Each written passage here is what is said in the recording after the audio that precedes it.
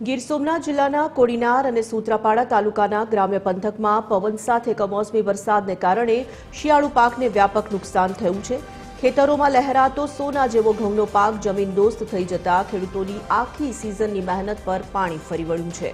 બપોર બાદ અચાનક આકાશ કાળા ડિબાંગ વાદળોથી ઘેરાઈ ગયું હતું અને તેજ પવન સાથે વરસાદ તૂટી પડ્યો હતો। અને આમાં કુદરતી આ કમોસમી વરસાદની આફતને ગાલ ધરવો પડ્યો।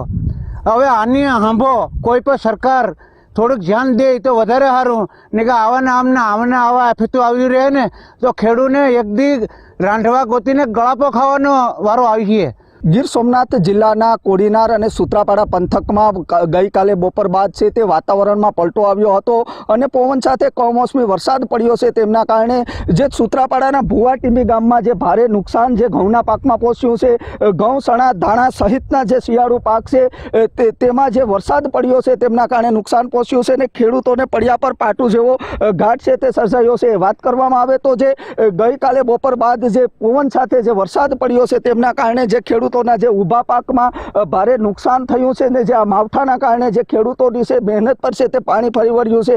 વાત કરવામાં આવે તો જે ખેડૂતોનો જે શિયાળુ પાક હતો તેમાં જે આ કમોસમી માવઠું છે તેમના કારણે ભારે નુકસાન છે તે જોવા મળી રહ્યું છે। ત્યારે ખેડૂતો એક જ આશા રાખી રહ્યા છે કે સરકાર છે તે આમાં સર્વે કરીને સહાય ચૂકવે। મહેશ ટોડિયા, TV13 ગુજરાતી, ગીર સોમનાથ।